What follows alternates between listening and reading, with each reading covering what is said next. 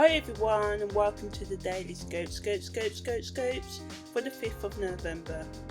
So on the 5th of November, Mercury makes a Sesquiquadrate to Mars. So this can be sort of like a weird transit. Two or more people can be in a room or hear or see the same thing, but some will benefit from this occurrence and others will lose. So it's a very interpersonal and depends on how you view the world and if you are prepared to use the information or learn from any negative experience or positive experience that happens right now. So perspective is the name of the game of this transit of Mercury Sesquiquadrate Mars. Life may throw some difficulties at you during this time. This affects us for about right up until maybe the 8th of November. And yeah, as I was saying, life can always throw and does always throw curveballs at us, but it's up to you decide whether you use it to your advantage or disadvantage. That choice is yours. Arguments can break out today because some of you will fall into arguments instead of just walking away from them because you just like, I want to prove my point, I've got this energy to waste and I want to waste it. So yeah, today energy is the key word actually in how you choose to spend it, and just know that as always you cannot control what happens, yet you can choose how you respond. Some people will poo or sight stare, as we say in England, just wind you up, try and do anything to get a reaction out of you. So just try and avoid giving into these impulsive words of actions, because we're talking about Mercury and Mars coming together. So it could be, some people may use actions, some may use words to try and get on your nerves. So yeah, today just try and think about how you respond, gather all the facts, and it all comes down to cost basically, and can you afford the time and energy it takes to fight a losing battle, because some people you can never change their mind. But like LaRue, some going in for the kill. Some of you may just enjoy the drama of it today and just someone throws you the ball and you want to catch it. Others people throw you the ball and you'll dodge it and get out of the room. So yeah, basically this transit allows you to keep calm and collective if you choose in even the most aggressive of environments. Also today, the Sun makes a quincunx to Chiron, so this energy may bring thoughts or people into your space that give you insight into the exact emotional problems you need to resolve right now so that you can move forward and be more effective in your life. Some of you may seek out therapy or commit to a self-help program to better yourself and to deal with any emotional wounds, especially those involving rejection, self-expression, problems with your sense of self and esteem. These issues can be successfully explored right now, and you can begin to start or continue the work of healing them if you choose.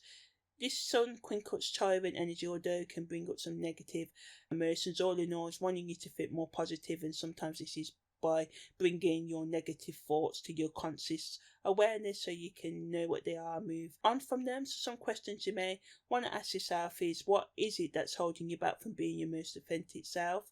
Who or what stops you from being the unique individual you are? Whatever you feel or experience right now is helping to bring more balance into your life and helping you take more personal responsibility for your decision making processes so you can feel more positive, energetic and achieve more in your day-to-day life. The Sun also makes an opposition to the transit North Node, and although I spoke about it a bit yesterday, strongest today, and I just want to go into more detail about it. So this aspect, it brings conflict between your logic and your emotions, your conscious and your subconscious mind, and this internal struggle can make it hard for you to make good decisions right now. So just try and be alert and present in your relationships. Sometimes we're talking, like I ramble on, you may switch off when I'm going on and on about in these podcasts. So yeah, try and be present today in your relationships, career and education, whatever it is you're doing, because not doing so can affect your productivity. Some of you may be personally, willfully holding on to your old ways of life and thought patterns, so this energy can bring that into your conscious awareness even by an internal thought or an external experiences. And because, like all humans, you probably feel change, but deep down you have outgrown certain habits and relationships in your life, and some of you may just ignore it and just carry on, but some of you may actually just be like, duck it, I've had enough, replace the D with an F, and then you get what I'm trying to say, and decide to lead a more spiritual and meaningful, intellectual, just the more, because not everybody's here to meditate and sing kumbaya. Some of you may be spiritual and be like, I want to live a more logical life now, it's your life, hey?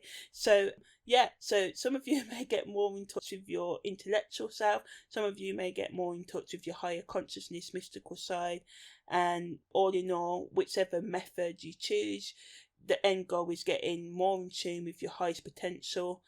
And this can be scary, to let go of our comfort zones and to do what we really want. Because if we give our all and then we fail, and this is what we fear, we give our all, but if we kind of procrastinate, we can be like, oh, well, I never really tried. So if I tried, well, some of us get a lot of comfort from that. I used to, but hey, sometimes we have to take those risks, So yeah, if you want to make some big choices, ask yourself, do you want to remain stagnant or do you want to transform? Do you want to keep running from your destiny, even if each step on your path aches because you know internally you're not living to your highest potential? Some of you may choose to let your ego run away with you as it tries to keep its dominance. At worst, this transit can make you want instant pleasure for short-term gains rather than walk towards your long-term goals, and the pain that it takes and the delayed gratification you'll have to be like, no, I can't go out, no, I have to save this money and sacrifice. So some of you don't want to make that sacrifice, so this transit can just blow up a hole, light up, illuminate you, and you may decide to stay as you are.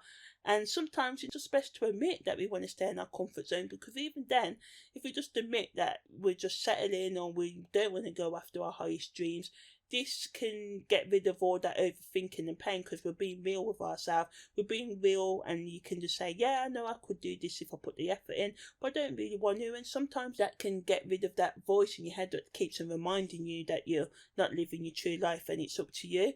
Some of you may decide to fall into that fake confidence and being overly enthusiastic about how great your life is, and lying to yourself and pretending that who you are now is who you really want to be, and just keep on pretending. And that's okay, because if that's what you want to do, it's whatever. Although, I'm an advocate for, heal yourself and reach your highest potential, I do understand that it can take a lot of hard work and then relationships and stuff, and I can understand that. So anyway, whatever happens now, it's trying to make you think and get real, removing all untruths, and this can involve disagreements in your close relationships. And it can be hard, this transit, because it can be really painful to take this knock to your sense of self, because some of you may not have realised that you haven't been living the life you want to live, and it can just come to you by some internal person's worlds or an internal feeling, and it can really just knock you for six right now and just get you really shaken, and what am I going to do? And just try and be gentle with yourself and seek out help as always if you need it. Also, Venus makes an opposition to Uranus, so this energy again can make some of you feel like you've met someone, the love of your life, and for some of you, it can be someone new who you feel like this, or it could be a friend you've known, and you can just awaken to these sexual feelings. But because Uranus is involved in this opposition, this can just be like a lust rather than a love, and people can fall in and out of love more quickly under this aspect. So just, again, be real about whether you're running off because you don't want to deal with those wounds that the Sun opposed the North Node is trying to bring to your attention. Or are you really falling for the one, and I'm using comments but you can't see me. And if you are in the toxic or unstable relationships right now, this could come to an end, and this could be for the best, even though you feel like, oh no, I don't want to leave this relationship. You may not have a choice, but yeah, basically with this energy of Venus opposed Uranus, expect the unexpected in love, and then just expect the unexpected. And I'm going to leave that here. So yeah, thanks for listening to the Daily Scopes for the 5th of November. Take care and see you next week.